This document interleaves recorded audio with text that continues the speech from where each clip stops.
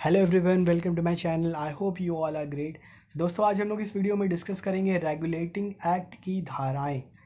Regulating act को यहाँ पर हम लोग एक तरह से सुधार कानून भी हम कह सकते हैं। हुआ क्या दोस्तों, जो इंग्लैंड में था, इंग्लैंड में उस समय लगभग 1700 ईस्वी के पास बहुत ज़्यादा भ्रष्टाचार फैल गया था।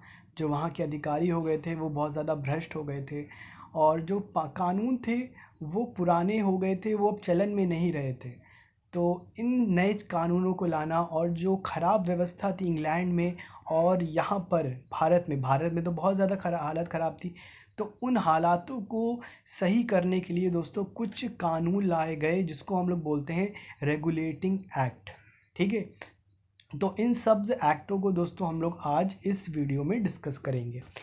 इस ईस्ट इंडिया कंपनी की गिरती हुई दशा को सुधारने के लिए 1773 में ब्रिटिश पार्लियामेंट में लॉर्ड नॉर्थ के प्रस्तावों को एक एक्ट के रूप में पारित किया गया। इस एक्ट की प्रमुख धाराओं को हम दो वर्गों में विभक्त कर सकते हैं।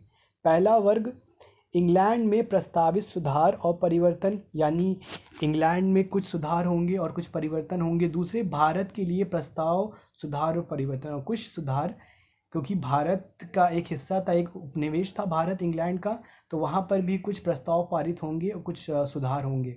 इंग्लैंड में सुधार और परिवर्तन। तो अभी हम लोग डिस्कस करेंगे। पहला है हमारा इंग्लैंड में सुधार और परिवर्तन। इंग्लैंड में क्या सुधार हुए और क्या परिवर्तन हुए। रेगुलेटिंग एक्ट के द्वारा इंग्लैंड में कंपनी के विधान में निम्नलिखित परिवर्तन किए गए। प्रारंभ में कंपनी का एक कोर्ट ऑफ प्रोप्राइटर हुआ करता था, जिसमें मतदान के वे अधिकार होते थे जिनका हिस्सा 500 पाउंड का होता था। लेकिन रेगुलेटिंग एक्ट के द्वारा मत अधिकार उसे प्रदान किया गया जिसका हिस्सा 1000 पाउंड का हो। डायरेक्टर के लिए इस हिस्से की मात्रा 1000 पाउंड से बढ़ाकर 2000 पाउंड कर दी गई। इस प्रक्रिया के द्वारा मतदान के अवसर पर वोटों की बढ़ोतरी रोकने से मदद प्राप्त हुई। डायरेक्टरों का चुनाव 1 वर्ष के स्थान पर 4 वर्ष के लिए करने की व्यवस्था की गई। उनके 1/4 को प्रतिवर्ष अवकाश लेने की भी व्यवस्था की गई। इस व्यवस्था से कोर्ट के सदस्यों की काल अवधि अधिक सुरक्षित हो गई। अब ये चर बाहर होना ही जगहों से अधिक स्वतंत्र, तर्कसंगत और निरंतर अपनी नीतियों का पालन कर सकते थे। कंपनी को अपनी आर्थिक विवरणों की प्रतिलिपि प्रतिवर्ष ब्रिटिश कोष में प्राप्त करना अनिवार्य हो गया। नागरिक व फौजदारी प्रशासन की प्रतियां राजस्व सचिव, सेक्रेटरी ऑफ स्टेट के पास भेजनी होती थी। भारत के लिए सुधार और परिवर्तन। अब भारत के लिए दोस्तों क्या सुधार और परिवर्तन थे वो हम देखेंगे। बंगाल का गवर्नर भारत का गवर्नर जनरल कहलाएगा, यानी बंगाल का जो गवर्नर था वो पूरे हिंदुस्तान का गवर्नर जनरल उसको मान लिया गया। मद्रास व बम्बई के ब्रिटिश केंद्रों के गवर्नर उसके अधीन कर दिए गए। प्रशासन में गवर्नर जनरल की मदद के लिए 4 सदस्यों की एक काउंसिल बनाई गई। सदस्यों की नियुक्ति 5 वर्षों के लिए होती थी। उन्हें सम्राट की अनुमति से ही हटाया जा सकता था। प्रशासन में काउंसिल के बहुत से निर्णय पर ही अमल होता था। गवर्नर जनरल को निर्णायक मत देने का अधिकार था, लेकिन बहुमत के निर्णय की वह उपेक्षा नहीं कर सकता था।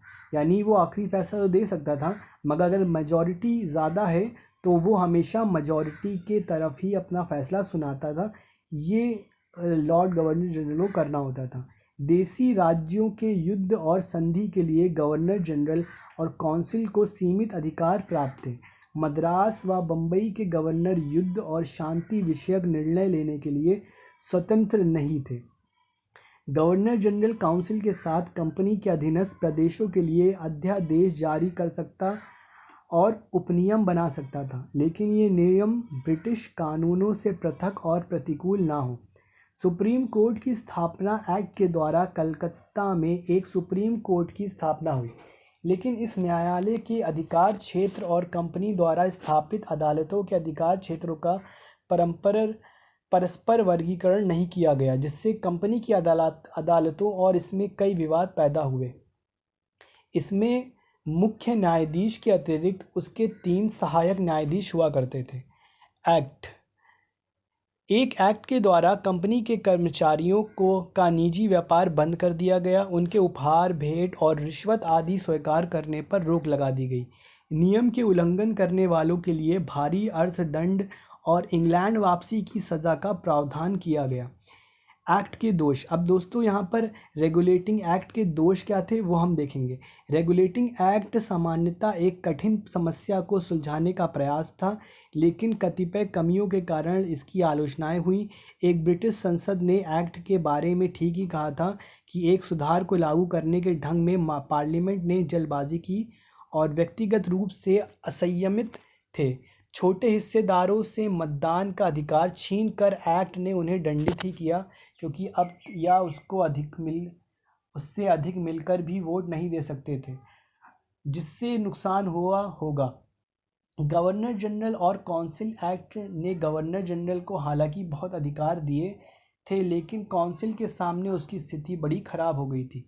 किसी कार्य के लिए उससे सदस्यों के समर्थन पर निर्भर करना पड़ता था, यानी लॉर्ड गवर्नर जनरल जब तक बहुमत तैयार नहीं है, जब तक वो अपना फैसला नहीं कर सकता था।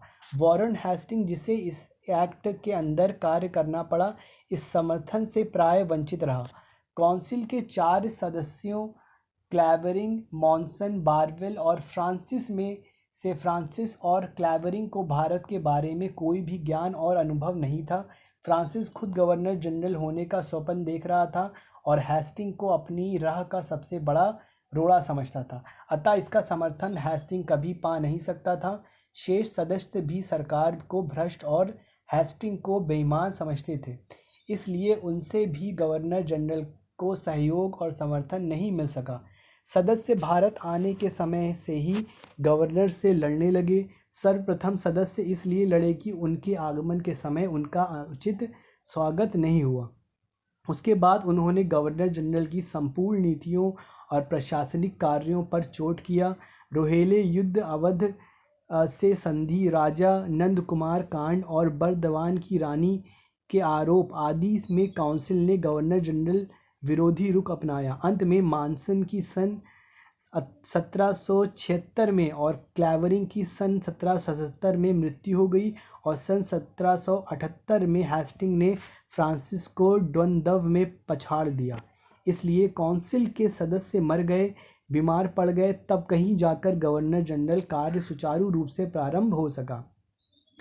इस बीच उसकी अवधि भी पूरी हो गई। इस प्रकार एक्ट ने आरंभ से ही मतभेदयुक्त और बेमेल कार्यकारिणी को जन्म दिया, जो कार्यकारिणी में गतिरोध तो पैदा कर सकती थी, लेकिन इसके समाधान का हल नहीं निकाल सकती थी। गवर्नर जनरल का बम्बई और मद्रास की प्रेसिडेंसियों पर अधिकार भी सीमित और अधूरा था। देसी राज्यों से ये केवल युद्ध या संधि कर सकता था, मगर अपने विवेक से किसी स्थायी नीति निर्धारण का अधिकार उसे नहीं था। इसके लिए उसे इंग्लैंड स्थित गृह सरकार से विशेष आदेश और निर्देश का इंतज़ार करना पड़ता था। साथ ही परिस्थितियों की अनिवार्यता के आधार पर बम्बई और मद्रास की सरकारें गवर्नर जनरल के आदेश को प्रतीक्षा किए बगैर ही अपना निर्णय ले सकती थीं। इस प्रकार एक्ट अधूरा कार्य था और इसे संचालित शक्तियों में संतुलन स्थापित करने और समान अधिकारों के अधिकारियों की व्यवस्था के द्वारा बुराइयों के रोकने के उद्देश्य में सफलता नहीं मिली। अब दोस्तों रेगुलेटिंग एक्ट का हम महत्व देखेंगे। दोष हम देख ही चुके हैं। रेगुलेटिंग एक्ट कंपनी प्रशासन में हालांकि सुधार न कर सका और पश्चिम भारत के संवैधानिक विकास के इतिहास में इसका महत्वपूर्ण स्थान है। इस एक्ट के द्वारा सर्वप्रथम ब्रिटिश संसद में भारतीय मामलों में हस्तक्षेप कर भारतीय प्रजा का उत्तरदायित्व अपने हाथ में ले लिया। इससे कंपनी के अस्पष्ट पक्षपातपूर्ण शासन के स्थान पर कुछ निश्चित मूल्यों, मान्यताओं और आदर्शों को प्रशासन का आधार बनाया। काउंसिल के द्वारा गवर्नर जनरल के निरंकुश शासन को सीमित करने का प्रयास किया गया। सर्वोच्च न्यायालय की स्थापना भी गवर्नर जनरल और उसकी काउंसिल द्वारा पारित नियमों के समालोचना के लिए की गई। इस प्रकार कार्यपालिका और न्यायपालिका के पृथक्करण की नीति प्रशासनिक केंद्रीकरण की दिशा में प्रथम प्रयास था।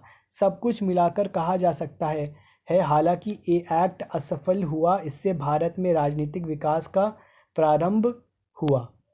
तो ये दोस्तों कुछ कमियां थी, कुछ फ़ायदे थे रेगुलेटिंग एक्ट के। आई होप दोस्तों आपको वीडियो अच्छी लगी होगी। अगर वीडियो अच्छी लगी है तो इस वीडियो को लाइक करें, और अगर आप ऐसे ही इन्फॉर्मेटिव चाहते हैं तो हमारे चैनल को सब्सक्राइब करें। तब तक के लिए दोस्तों अपना ख्याल रखिए। Till then take care, good bye.